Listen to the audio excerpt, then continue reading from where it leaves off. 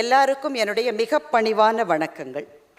ஒரு ஆன்மீக அனுபவம் அப்படின்றதுனாலேயே நம்ம ரொம்ப நம்மளை சுருக்கிக்கிட்டு அப்படியே கெடுபிடியிலலாம் இருக்கிற மாதிரி இந்த படமும் இருக்காது. இந்த திரைப்படமே ஒரு ஆனந்தமான அனுபவமாகத்தான் இருக்க போகிறது. அதனால் கொஞ்சம் எல்லாரும் இலகுவாக இருந்து நல்லா கைத்தட்டலான்னு நான் நினைக்கின்றேன். அப்படி சொன்னப்புறமா கூட இவ்வளோ அமைதியாக இருந்து எனக்கு செய்யும்.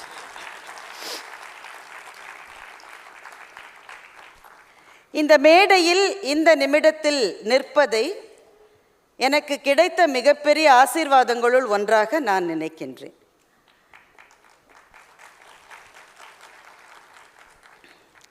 அன்பு சகோதரர் பா. விஜய் வந்திருக்கிறார். இந்த படத்துக்கான பாடல்கள், வசனம் ரெண்டுமே அவரால் தான் எழுதப்பட்டிருக்கிறது. அவருக்கும் என்னுடைய வாழ்த்துக்களையும் அன்பையும் இந்த நேரத்திலே தெரிவித்துக் கொள்கின்றேன். எனக்கு ஒரு 10 நிமிஷம் தான் கொடுத்துருக்காங்க. பெல் அடிக்கிறதுக்கு எங்கள் நடுவரும் இங்கே இல்லைன்றதுனால நானே நேரத்தை பார்த்து சீக்கிரம் என்னுடைய பேச்சை நிறைவு செய்ய வேண்டும். 2-3 விஷயங்களை இந்த மேடையில் சொல்ல வேண்டும் என்று நான் நினைக்கின்றேன். எனக்கு ரொம்ப ஒரு 10 வயசு அந்த மாதிரி இருக்கிற போது என்னுடைய அப்பா, ஓய்வு பெற்ற தலைமை ஆசிரியர் திரு கிருஷ்ணன் அவர்கள் பகவான் பாபாவினுடைய டிவோட்டியாக தன்னை மாற்றிக்கொண்டார். அதற்கு பிறகு எங்கள் குடும்பத்திலே நாங்கள் புட்டபர்த்திக்கு போய் பகவானை ஒரு தூரத்திலிருந்து தரிசித்து அந்த அனுபவங்கள் எல்லாம் எங்களுக்கு இருந்தது. நான் ஒரு சின்ன குழந்தைன்றதுனால ஒரு பெரிய ஸ்பிரிச்சுவல் எக்ஸ்பீரியன்ஸ்ன்ற மாதிரி அப்போ எதுவும் எனக்கு ஏற்படவில்லை.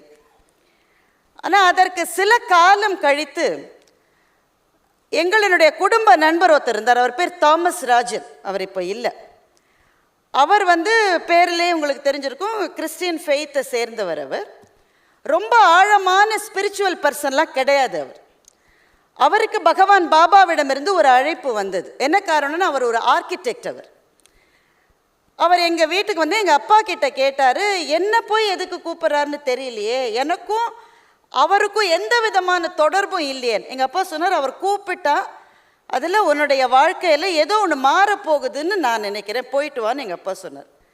தாமஸ் ராஜன் போய் அவரை சந்தித்து விட்டு வந்தார். சந்திப்பினுடைய நோக்கம் என்னவென்றால், இன்றைக்கு புட்டபர்த்தியில் இருக்கிற மல்டி ஸ்பெஷாலிட்டி ஹாஸ்பிட்டல் அப்போது உருவாகவில்லை. அதனுடைய ஆர்கிடெக்டாக இருப்பதற்காக தாமஸ் ராஜனை அழைப்பதற்காகத்தான் பகவான் பாபா அந்த சந்திப்பை கேட்டிருந்தார். அந்த சந்திப்பு முடிஞ்சு தாமஸ் ராஜன் எங்கள் வீட்டுக்கு அந்த சந்திப்பை பற்றி எங்கள் அப்பா ஆசையாக காத்துக்கிட்டு இருக்காரு.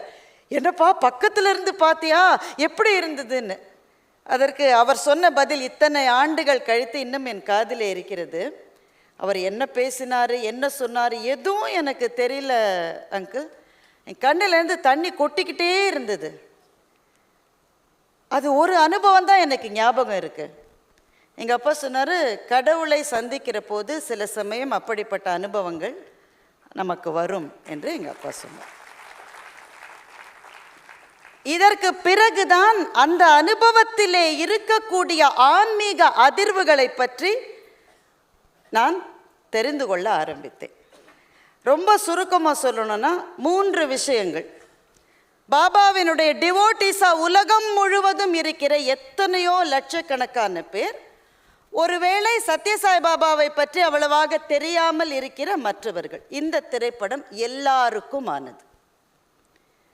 தெரிந்தவர்களுக்கு இது ஒரு அஷ்யூரன்ஸ், தெரியாதவர்களுக்கு இது ஒரு அறிமுகம். எதற்கான அறிமுகம் என்றால், பாபா அவர்களினுடைய வாழ்க்கையில் 3 விஷயங்களை நாம் பார்க்கணும். இந்த 3ஐயும் சொல்லிட்டா என்னுடைய நேரம் சரியாக இருக்கும்னு நினைக்கிறேன். 1, எல்லாரும் கேள்விப்பட்டிருக்கக்கூடிய அவர் செய்த அந்த லீலா வினோதங்கள், அற்புத செயல்கள், அதை பற்றி எல்லாருமே கேள்விப்பட்டிருப்போம். நிறைய புத்தகங்கள் இருக்கிறது.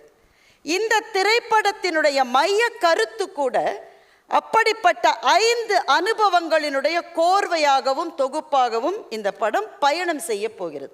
அதை நீங்கள் இன்விடேஷன்லேயே பார்த்துருக்கலாம். அனந்தா என்கின்ற இந்த படம் அப்படிப்பட்ட 5 அனுபவங்களினுடைய தொகுப்பு. நம்ம எல்லாரும் அதை பற்றி நிறைய கேள்விப்பட்டிருப்போம்.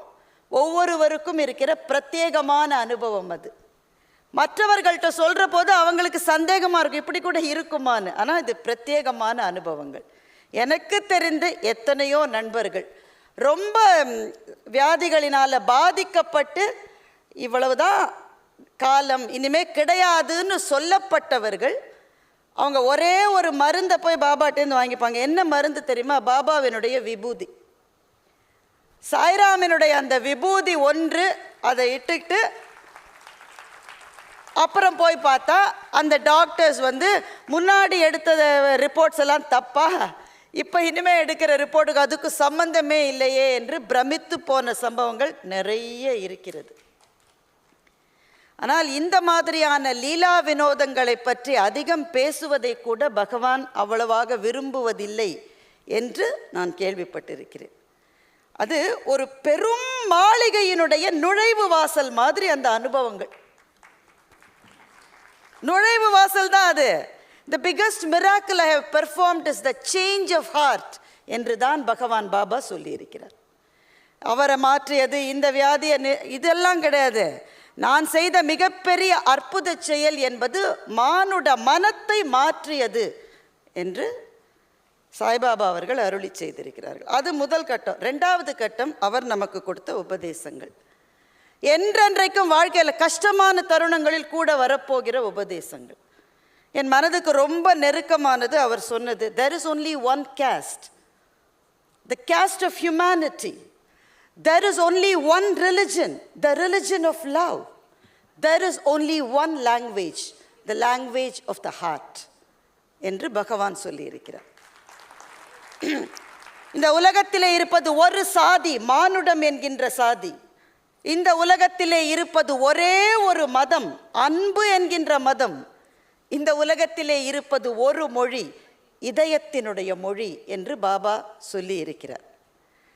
ரொம்ப சிக்கலான தத்துவ விசாரணைகளை கூட ரொம்ப எளிமையாக சொல்லுவது தான் பாபாவினுடைய பாணி. நீங்கள் நிறைய பேர் கேள்விப்பட்டிருப்பீங்க. ஒருத்தர் போய் பாபா கிட்ட ஐ வாண்ட் பீஸ் என்று கேட்டிருக்கிறார். எனக்கு அமைதி வேணும், ஐ வாண்ட் பீஸ். பாபா அவரை அதை ஒரு பலகையிலே எழுத சொல்லுகிறார். அவர் எழுதுகிறார். அந்த ஐன்றதை அழிச்சிருங்க, அழிச்சிட்டாரு. வாண்ட்ன்றதை அழிங்க, அதையும் அழிச்சிட்டாரு. ஐ வாண்ட், இது ரெண்டுத்தையுமே அழிச்சிட்டா பீஸ் தானா வந்துடும் என்று பாபா சொன்னார். நான் என்கின்ற அகங்காரம், எனக்கு வேண்டும் என்கின்ற ஆசை, இந்த இரண்டையும் தவிர்த்து விட்டால் அமைதி என்பது தானாகவே வந்து சேரும் என்பது பாபா நமக்கு சொன்ன பெரும் பாடம். ரொம்ப எனக்கு நிறைய சொல்லிட்டு போகலாம், நேரம் இல்லை. 2 விஷயங்களை மறக்கணும், 2 விஷயங்களை மறக்கக்கூடாதுன்னு பாபா சொல்லுவார். 2 விஷயத்தை மறக்கணும், 2 விஷயத்தை மறக்கக்கூடாது. எதை மறக்கக்கூடாது? மற்றவங்க நமக்கு செய்த நன்மைகளை மறக்கக்கூடாது. நாம் மற்றவர்களுக்கு செய்த தீமைகளை மறக்கக்கூடாது. நாம் மற்றவங்களுக்கு நம்ம அறியாமல் எவ்வளோ செஞ்சுருப்போம், அதெல்லாம் தெரியும், உள்ள வெளியில் காமிச்சிக்க மாட்டோம், தெரியும் தானே நமக்கு. நாம் மற்றவர்களுக்கு செய்த தீமைகளை மறக்கக்கூடாது. சரி, அப்போ எதை மறக்கணும்? மற்றவர்களுக்கு நாம் செய்த நன்மைகளை மறக்கணும், மற்றவர்கள் நமக்கு செய்த தீமைகளை மறக்கணும்.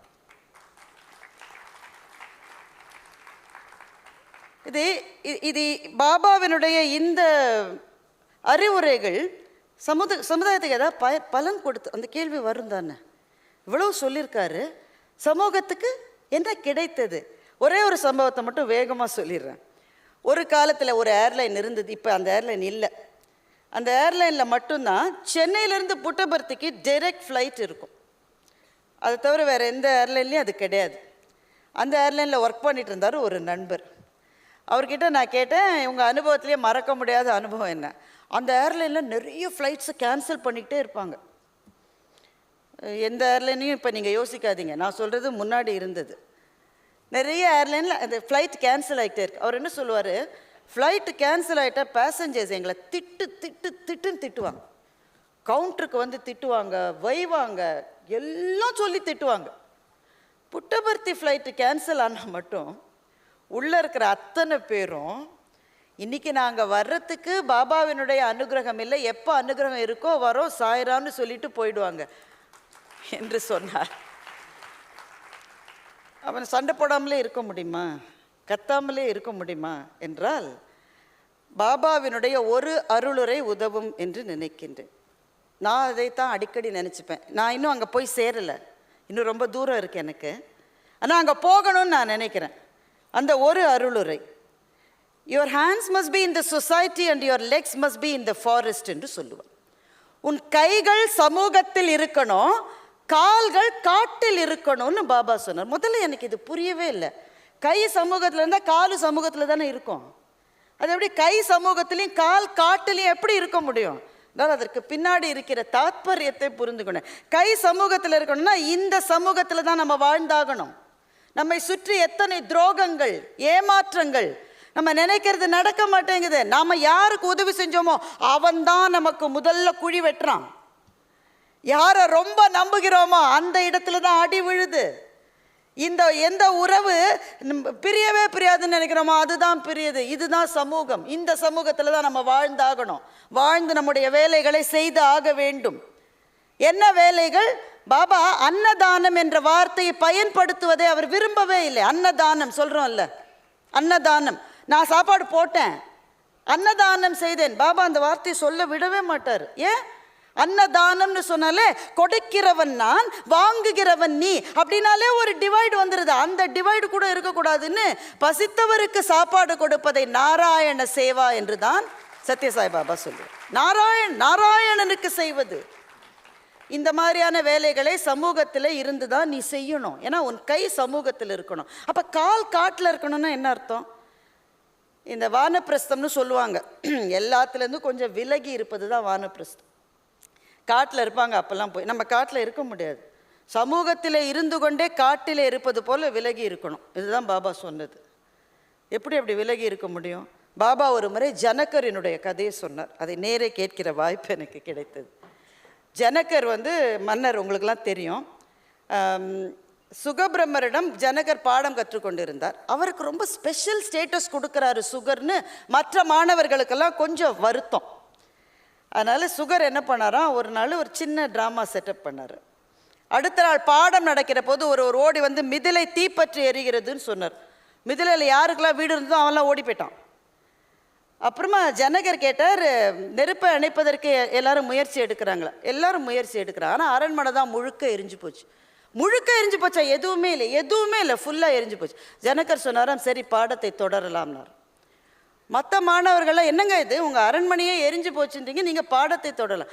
மக்களை காப்பாற்ற வேண்டிய வேலை நடக்கிறது. என்னுடைய அரண்மனையில் இனிமேல் காப்பாற்றுவதற்கு எதுவும் இல்லை.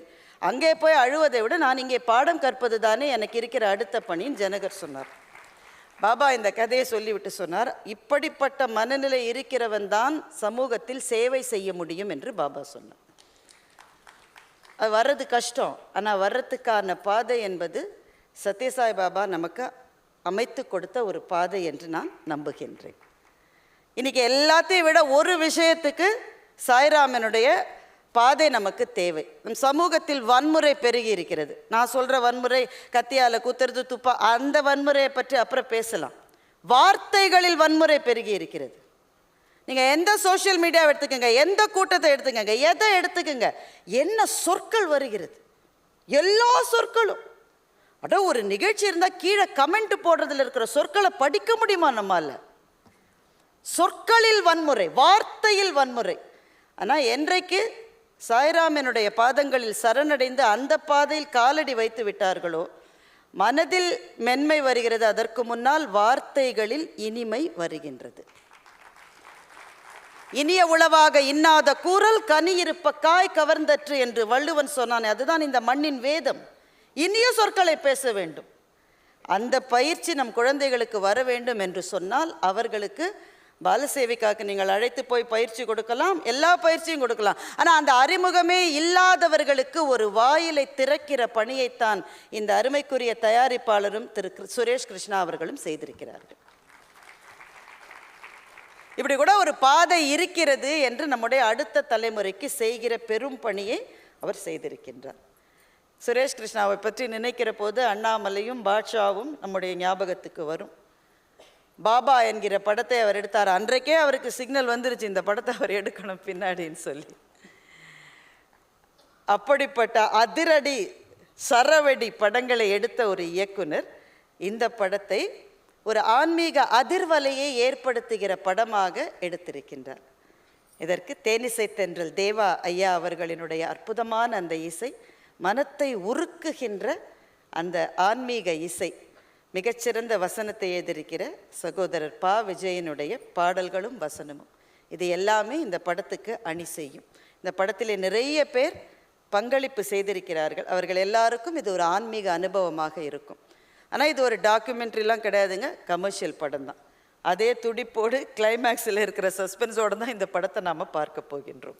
ஒரு படத்தினுடைய ஆடியோ லான்ச் என்பது பல சமயங்களில் பலவிதமான அதிர்வலைகளை ஏற்படுத்துகிறது. ஆனால் நம்முடைய சமூகத்தில் அன்பையும் அமைதியையும் சொன்ன பகவான் பாபாவினுடைய ஆன்மீக அதிர்வலைகளை எழுப்புகிற ஒரு நிகழ்ச்சியாக இந்த நிகழ்ச்சி இருப்பது என் நெஞ்சத்துக்கு மிகவும் நெருக்கமாகவும் நெகிழ்வாகவும் இருக்கின்றது. இந்த படம் வெற்றி பெறவும், இதனுடைய பாடல்கள் நம் நெஞ்சத்திலே தங்கி தங்கி வன் சொற்களை கேட்டு கேட்டு கேட்டு அதுக்கே நார்மலைஸ் ஆகிட்டோம். கடுமையான சொற்கள், தீய சொற்களை கேட்டால் கூட இது இந்த மாதிரி தானே எல்லோரும் பேசுகிறாங்கன்னு அதை ஏற்றுக்கொள்ளுகிற ஒரு மனநிலைக்கு நாம் வந்து விட்டோம். இந்த மனநிலையிலிருந்து மாறி சொற்களில் இனிமை, நெஞ்சத்திலே பணிவு, நம்முடைய வாழ்க்கையே மற்றவர்களுக்கு சேவை செய்வதற்காக கடவுள் கொடுத்த ஒரு வாய்ப்பு என்று பாபா சொன்ன அந்த ஒரு விஷயம் நம் நெஞ்சத்துக்குள்ளே வருவதற்கு இந்த படம் உதவி செய்யும் என்று நான் நெஞ்சார நம்புகின்றேன். இந்த வாய்ப்பை எனக்கு கொடுத்த அத்தனை பேருக்கும் நன்றி சொல்லி, இந்த படம் பிரம்மாண்டமான வெற்றிகளை எய்துவதற்காக சாய்ராமனுடைய அருளையும் இந்த மேடையிலேயே இறைஞ்சி விடைபெறுகிறேன். நன்றி, வணக்கம்.